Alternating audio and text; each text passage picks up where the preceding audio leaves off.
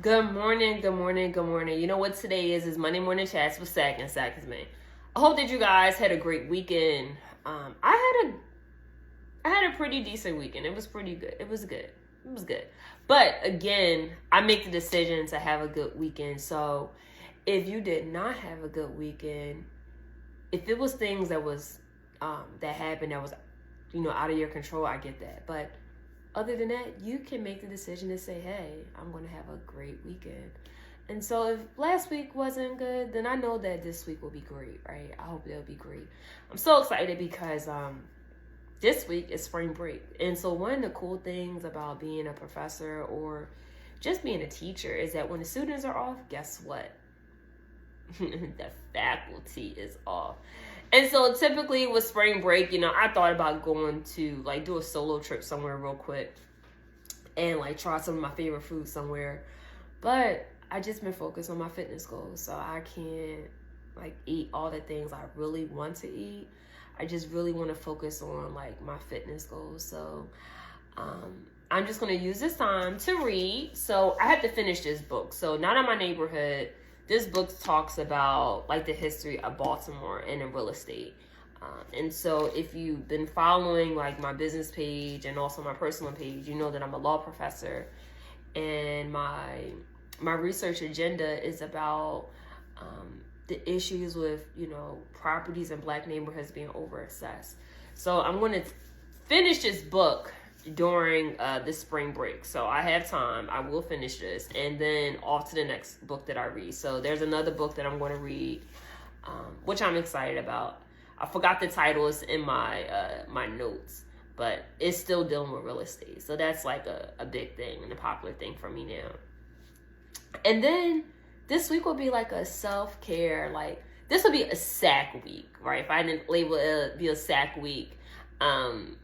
Hair done. I already got my nails done, so I don't play no games with that. Hair done, facial, and a massage. Lord knows I need a massage.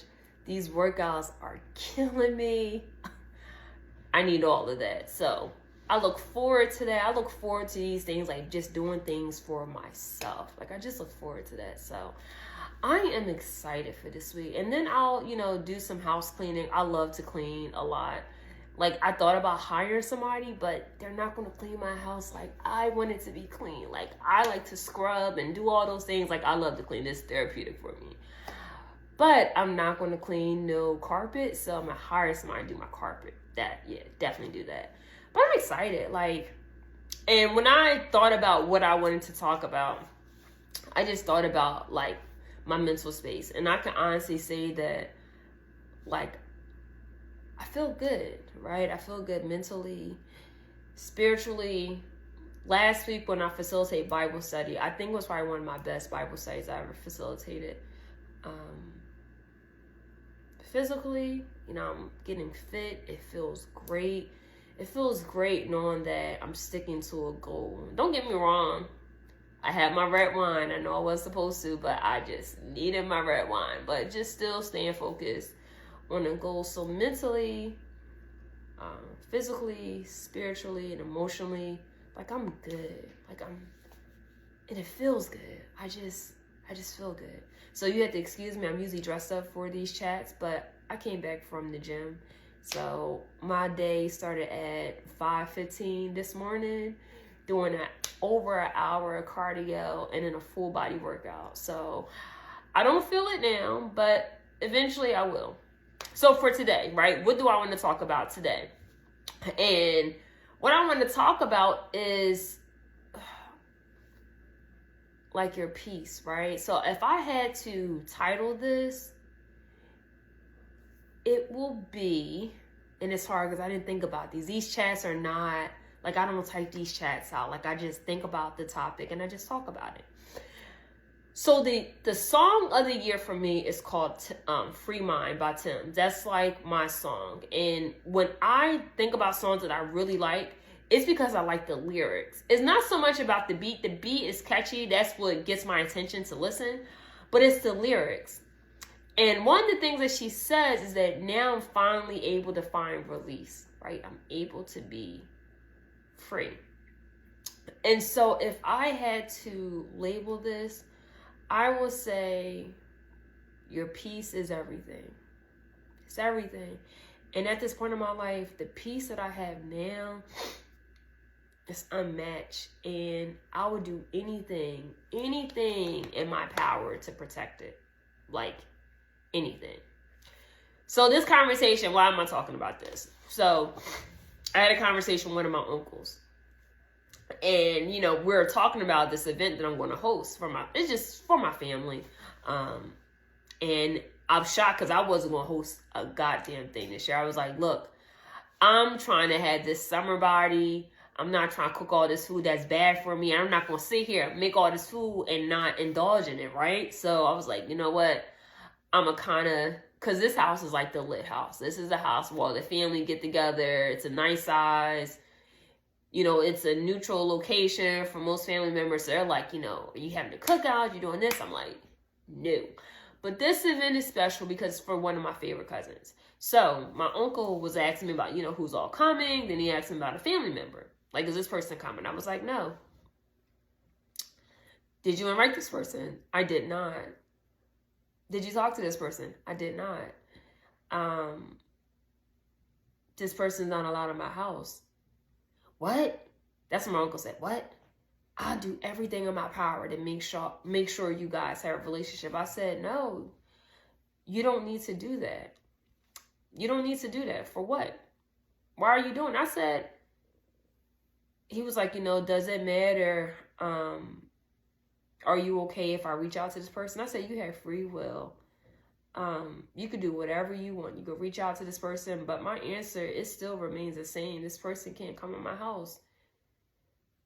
And the one thing that he said was, you know that this person is jealous of you, Sakina. Like, we all know that.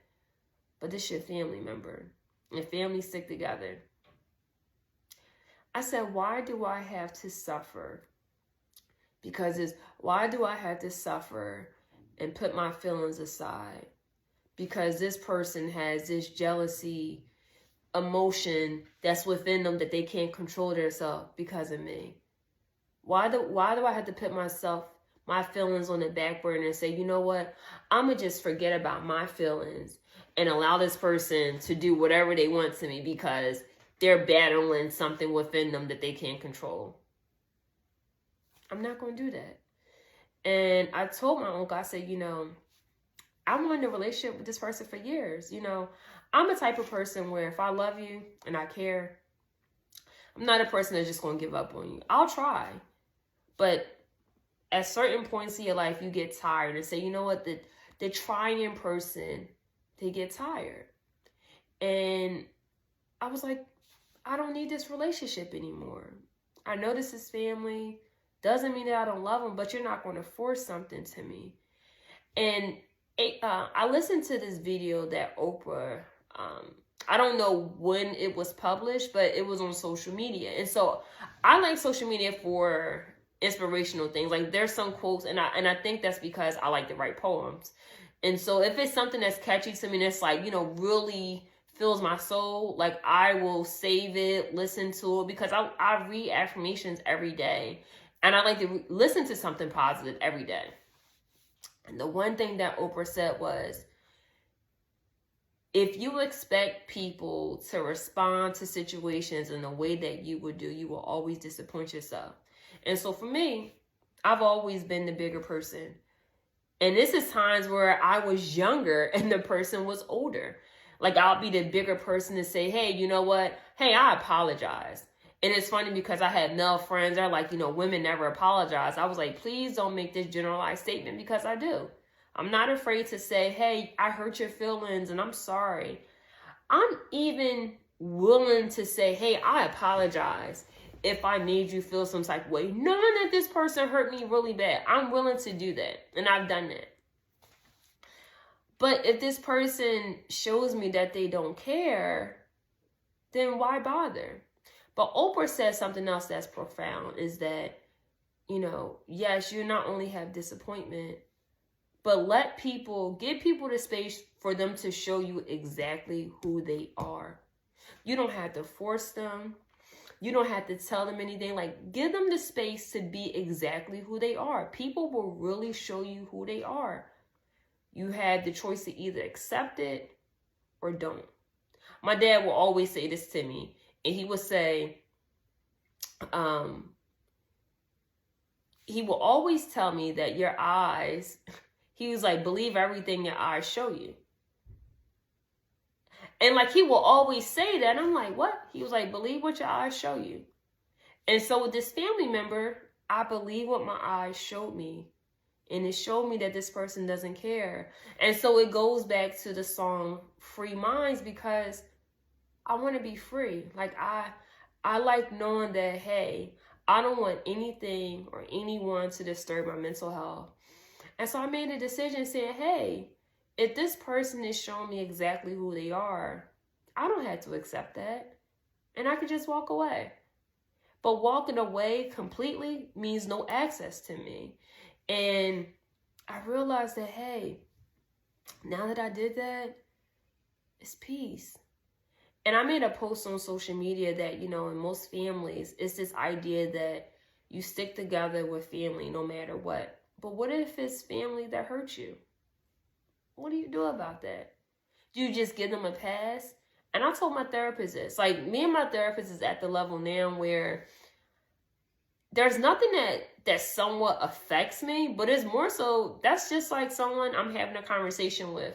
And I just don't have these conversations with family members because maybe some of them don't understand.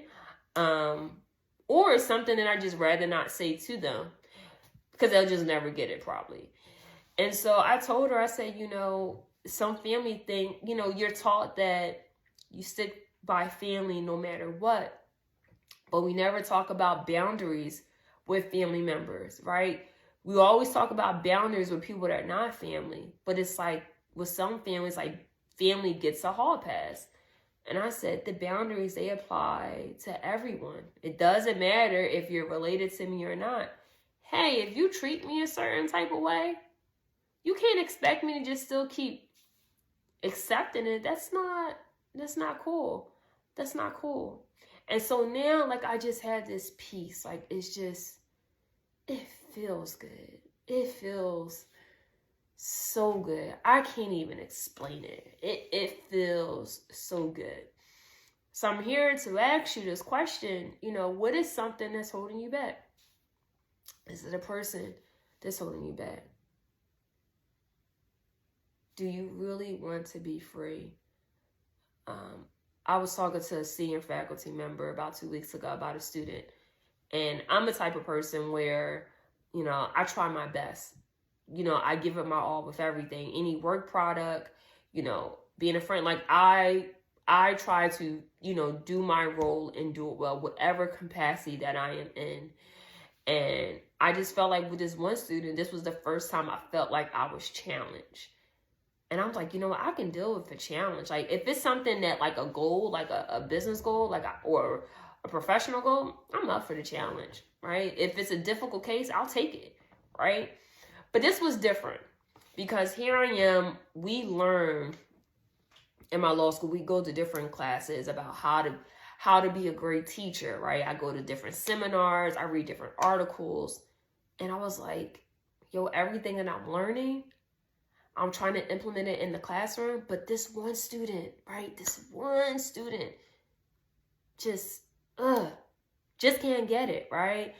And I talked to a senior faculty member and I told her, I was like, I'm trying. I gave this student my cell phone number, told the student to call me. And she started asking me questions like, did you do this? I was like, yeah, I did that. Did you do this? I was like, yeah, I did that. Did you do this? And she said, listen, you young. I've been doing this for 35 years. She said, you did everything you could do for the student, but at one point the student got help herself. And she's like, now you worried about the student. This student is living rent-free in your head. And it made me think about it like, damn, do I not care and get peace? Or I just focus on the things that matter and still get my peace and not worried about it. And I was like, you know what? I'm not going to worry about this because now I'm worried about this and I can focus on other stuff. Why worry about something that is costing me nothing? I'm just looking at my emails, looking at different deals like, okay, is this going to go through or not? That's what I'm focused on. But it cost me nothing. Like, and it's taking so much energy out of me. Like, this person is in my head and I get nothing out of it. So who's living rent free in your head? Or what is the thing that's holding you hostage? What is the thing?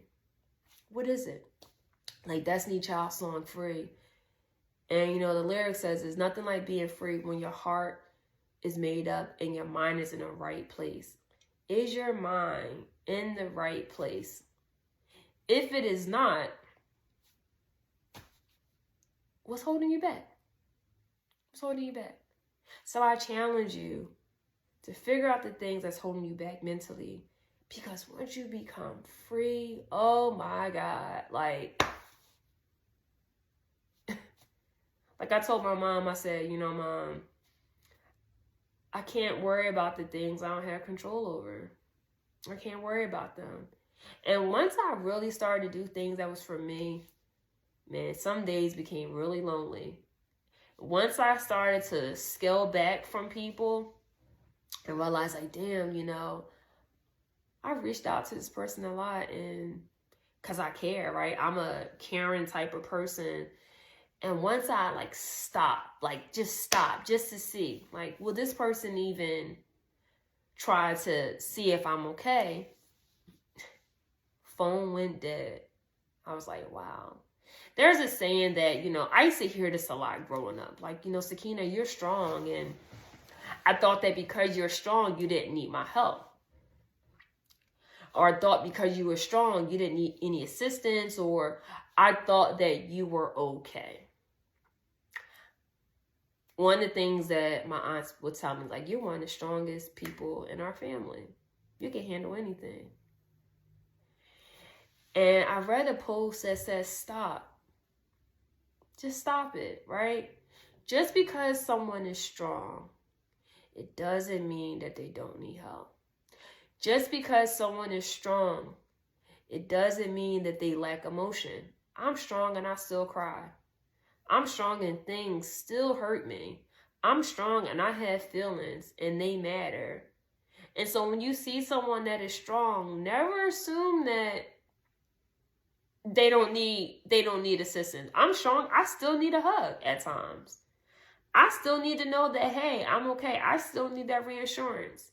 So if you have somebody that's strong in your family, or maybe you are the strong one. So I'm talking to the people that are considered strong. Know that your feelings are valid and just know that you don't have to be strong all the time. I'd rather be soft, right? Soft meaning that, hey, my feelings, man, I'm going to tell you exactly how I feel. I can communicate my feelings to you. I'll let you know how I feel. But being strong doesn't mean that you could take everything. Yeah, you could take everything, but sometimes it comes at a cost. So just know that, hey, if you're strong, just know that your feelings do matter. And if you are around people that are strong, never assume that they just got it. They can just handle all these things. It's nothing like someone saying, hey, how are you today? Hey, is there anything that I can help you with? There's a difference of, kind gestures and then showing up. Kind gestures like, hey, I hope that you're well. Showing up means, hey, I'll be there such and such because I know you need this or need that. Those are difference. So I challenge you, if you do kind gestures, try to switch it up and show up for somebody, especially the strong person. They will appreciate it so much. The last thing I will say, and I think this brings everything together about just being mentally okay, spiritually okay, emotionally okay, and physically okay. But most importantly, the emotional aspect. And so for the Bible study, and if you're listening to this, if you would like my agenda, I will send it to you. I just need your email. And so for this Bible study, the title was, the theme is, healing, right? So the title is There's Purpose in Your Pain. The subtitle is Am I Healed Yet? For a very long time, I used to think that when you're healed from something, it could be some type of pain. And pain, everybody will experience some type of pain in their life, whether it's grief, whether it's losing, grief of losing something. It could be a person, it could be a place or a thing. A lot of times when people talk about like relationships, it could be a friendship, it could be a romantic relationship. You can still grieve over that. And it doesn't mean like, that person is dead, but that person, they're no longer in your space anymore, right? It could be physically, or it could just be a detachment. And like, how do you go through the emotions? And I used to think at one point in my life that when you are healing, it's just like you see all these fireworks and it's going to look a certain way. And I'm here to tell you that grieving doesn't look a certain way, right? And that's what the Bible says. Like, it doesn't look a certain way. Like, healing is messy. And, how you're able to heal and how you know that you are healing is that the things that maybe that cause you pain, you're able to see the purpose in it. That's one thing. And then two, I thought like I said, I thought like these fireworks had to happen. Like, now, okay, I see the fireworks, now I'm healed. But when I read the Bible, it pretty much said that God died for our sins so we could be healed. And the issue is that we are already healed. We just got to confess it. And so a lot of times people say like, I'm healing, right? They keep saying like, I'm healing. But what I really learned, honestly, over these last 2 years is that healing is a decision. You have to say, I'm not going to let this affect me anymore. Because it's a mental thing, right? Like, think about if you lost your job. Initially, you're mad, like, damn, I lost a job. Maybe you got fired, right? And so maybe you're like, you know what? I hate my boss. And so now you're thinking about all the things that went wrong. And so when anytime somebody mentioned your job, you're like, forget this person, this and that. Like, you're just like, like you're going off, right? But if healing is a choice and you're saying, hey, I know that this once hurt and I know that my feelings are valid, you know what? I'm going to say, because if there's power in the tongue, and out of the abundance of the heart, the mouth speaks. So if you say that I want to be healed and I don't want these things to affect me anymore, it won't. But it's a mental thing, right? Because most times, like when we're going through the healing process, it is messy because you're going through the emotions. But all you got to say is with your mouth that I want to be healed. So if you're going through something, and everybody go through something, just say, hey, I want to be healed. And just take the necessary steps. Like sometimes when I'm around family, they bring up like people that maybe, ex-boyfriends, they'll bring up people like I haven't seen in years. And I'm like, that person is doing very well. And it confuses them. Like, what? Like, I remember how it ended in what? I'm like, I think this person is doing well. And my family will always say, Sakina, you're better than me. In other words, what they're saying is that I handled the situation a lot differently than them. But I've learned that, just because I get invited to something that looks toxic or there's an argument, that doesn't mean I have to RSVP to it. So even though, like, I will get calls years down, like, why did you leave me? And can you give me another chance? And I'm like, I wish you well. I wish you well. I wish you well. But I'm not going to entertain the toxicity. Like, I'm not going to entertain that. But healing is a choice. You make that choice to say, you know what? But you got to confess it, right? You make that choice and say, I want to be healed. It's okay to go through the emotions. It's okay to cry sometimes. It's okay to say, damn, like, this hurt. And one of the things with healing is that first you have to acknowledge, like, yo, this hurts, right? And the one thing that I talked about Bible study is that your pain, what did you learn from it? No one is perfect. We all go through stuff. And sometimes our mistakes, they are our biggest lessons. They are our biggest lessons. Like I hear people say, you know, maybe a relationship didn't go right, and they'll say, oh, I'll never love again. Why not? I can speak for me. It feels good to love someone, and it feels good to be loved. I think those things are a really good feeling. It's a really good feeling. But if something doesn't work out, don't put ice around your heart. I'm telling you from my experience. Don't put ice around your heart. Give love another chance. If that didn't work, there's something out there that will work. If a job didn't work out for you, you realize, hey, this may not be the best career for you. There's another career out for you. But don't give up. Don't give up. But you make this confession and say, I want to be healed. And when you make that confession and you take the necessary steps to say, I want to be healed, and you'll say, hey, I don't want these things to affect me, I'm telling you, you become so free. You become so free. And when you become free, things that are irrelevant, it would not even matter. I had peace. I had peace in my home. I had peace in my heart. I had peace in my soul. I've learned from the good. I've learned from the bad. I learned from the in-betweens, but I'm still going to move forward. Yeah, I'm human. I reminisce about the good times and the old times. I do. But I don't want to stay stuck in the past. I don't want to stay stuck in the past. And so I challenge you. Let your mind be free. Release the things that don't serve you. Release them. And when you release, when you really release the things that don't serve you, now you're taking necessary steps to become whole. And so I pray that you do those things. I pray that you take the necessary steps to be healed. I pray that you don't let your past affect your future. I pray that you use your past and learn from it so you can have a better future. But it's all up to you. It's all about the things that comes out of your mouth, because out of the abundance of the heart, the mouth speaks. And so I just pray that you take those steps. You got it. You got it. I'm clapping you on.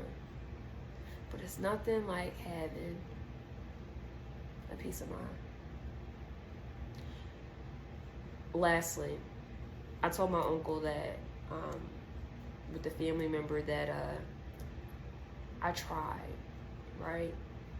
I tried. My mom know, my father know, family know, like, hey, I tried. But what gives me peace is knowing that I didn't just give up when it was hard. The communication was hard with this family member. I didn't give up. I expressed myself how I felt. But what gives me peace and what allows me to release that person from me was that I did my part in friendships, relationships. So if I walked away from somebody, like, I did my part. And now I realize that this person, this family member or whoever, doesn't serve me. And if I keep them around, if I have this hope that, hey, we could have a better relationship because we're family. We could have a better relationship because we're friends. We could have this better relationship. If I keep that idea in my head, it is holding me hostage. Because this person, I gave this person the space to be exactly who they are. And if I gave this person to be exactly who they are, and they show me over and over again that they don't care, they hurt me, I'm holding myself hostage. Sometimes we cause our own pain. I caused some of my own pain, and I said no more. No more. So I'm free. I'm free, and it feels good. And so I hope that this helps you, and I hope that, you know, you're able to release and just let the things go that just doesn't serve you. It is Monday, so I just want to give a shout out to all the dope men out there. Like, you guys are amazing. I say this a lot, but there's so many people out there that don't know that they're amazing. Like, you're great, you're awesome, you're phenomenal. Like, never forget that. Like, please don't ever forget that. I hope that you have a great Monday to everyone. I hope that you have a great week. And I hope that you know that you are so dope. Like, you're so dope. So dope. I will say you're not as dope if you didn't go to Bloomsburg University. You're dope, but you're not as dope if you didn't go to Bloomsburg University. It's the best state school in Pennsylvania. So if you didn't go here, you're not as dope, but you're dope. You're dope, but you're not as dope. Have a great Monday, guys. Never forget that you are amazing. And you're going to do some amazing things. Like, believe it. Because, again, out of the abundance of the heart, the mouth speaks. So, say great things about yourself. Because you are dope. Say all those great things. Take care. Now it's time for me to be Molly the maid and clean. Have a good day.